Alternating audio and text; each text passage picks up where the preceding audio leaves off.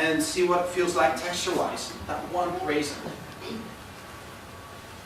And just do that for a while and watch how your saliva starts breaking it up. Look at what happens when you put it in your mouth. All of a sudden, you start salivating. Your body is getting ready for digestion. Amylase is being secreted. Yeah? At the same time, hydrochloric acid is starting to be secreted in your stomach. Then move it to one side of your mouth and bite down on it. Just bite. Don't chew. Bite. And just feel that explosion of texture and smell and taste just flooding your system. And feel what it does here. Just feel it. I'll bet you've never been aware of it. Things start happening down here, contracting actually, getting ready for food. And then move it to the other mouth and chew it a little bit more. And spend 15 minutes doing this. Swallow. You've just completed the awareness experiment here. Because aren't we all just mindlessly shoving things in, and like Dr. Stacey was saying, just overfilling ourselves because we're not even aware. We're looking at the internet, looking at some TV show, reading the paper. It's not good. It is not good. You know the difference between the English and the French? Their food is actually remarkably similar. The English are a little bit boring and the French are a little more adventurous. They drink a lot more wine and the British drink more hard spirits. But the weight difference and health difference is immense between the British and the French. And why is that?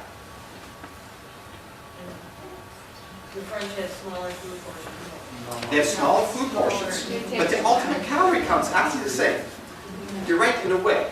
They have a lot of variety, a lot of dishes, and their mealtime is an event. It is an event. It's the time to gather together and catch up with your family and catch up on the gossip and discuss the politics. And an average French meal at night lasts 2 hours. How long does yours last? Yeah? So, huge difference. Huge difference. And so, do this experiment thing at some point and become aware. Do not do the eating without being aware of it.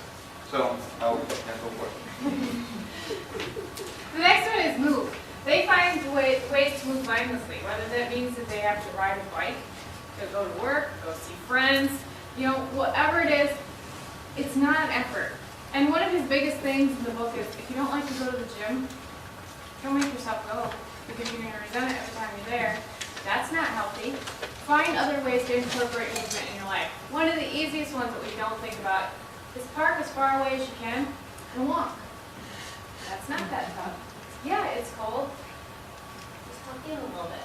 You'll walk faster, you'll get your cardiovascular health up. No big deal. And this is what they do every day. One of the biggest things that you find in every single culture is they garden. Garden is very healthy. You get down, you bend, you pull stuff, you get back up, you move stuff around. And it's just going through every single motion that the body has to offer. Belong. Create a healthy social network. This one's really touchy for some people because we all have that person in our life that seems to be that negative, drag me down, nothing's good, today was terrible, I hate my job, I hate my life, my car doesn't run. They have everything wrong. They can't find one good thing about the day. When you create a healthy social network, you create what you want in your life. So if you have more negative friends than positive people that you hang out with, your life is going to tend to be drawn more into the negative side. We're going to see all the negative aspects of our lives instead of the positive. A lot of times I'll remind patients, look in the mirror every morning and tell yourself 5 things that you really appreciate about yourself today or about the day. What are you looking forward to? What's positive? And start there. If you start your day out positive, you're more likely to end the day positive, and there'll be fewer bumps in between. Your tribe. Make family a priority. And all of these areas, family was very, very closely in relation to geographic where they're at. In Loma Linda, California, they're Seventh-day Adventists. So everybody's around, they're very vegetarian, not a lot of meat, no coffee, right? No wine. Yep. No cigarettes. Exactly, all of those things, but family was right there. Everybody was close. So, and that making family a priority, what the author was talking about, is he's talking about, once a week, whenever you can, get together with family and really just get to reconnect and talk. If you don't have family around you, make a different family. It doesn't hurt to say, well, I'm your second daughter. That's what I tell everybody. I'm your second daughter. Don't worry.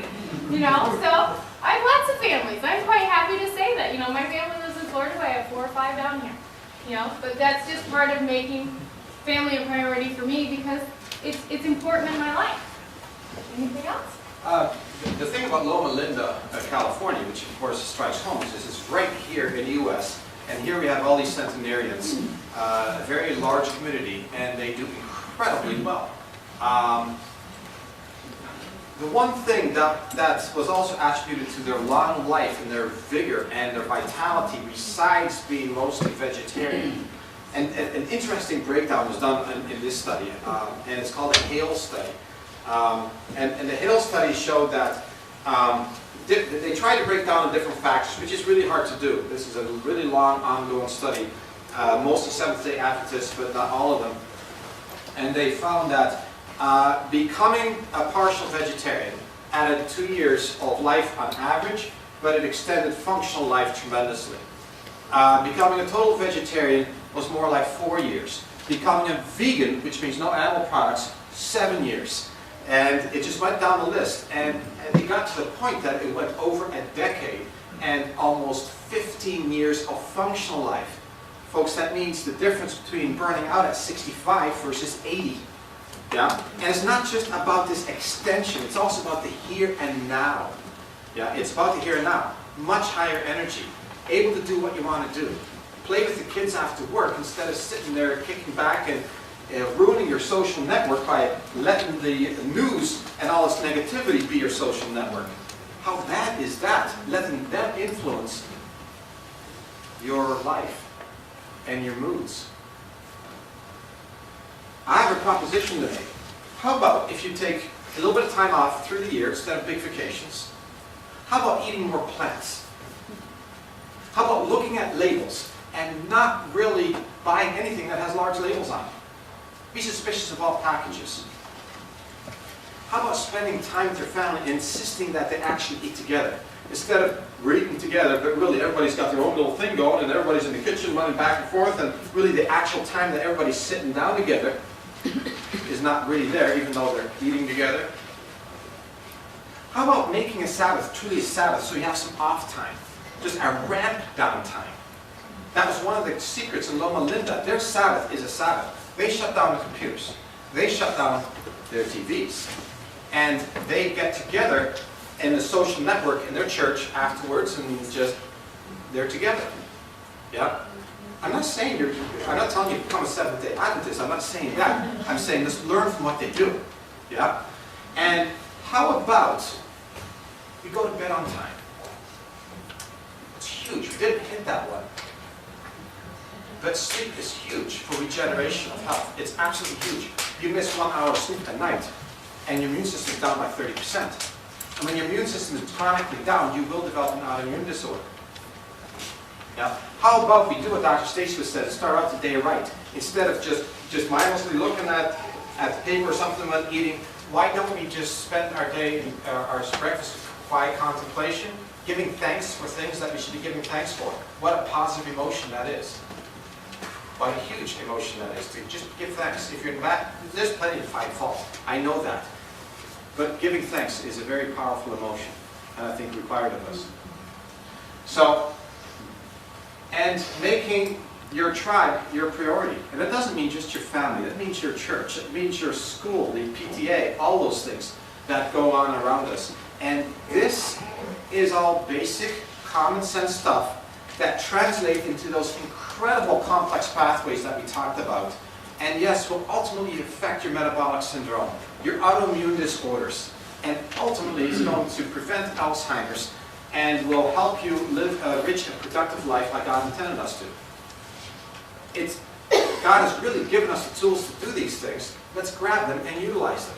It's wrong not to.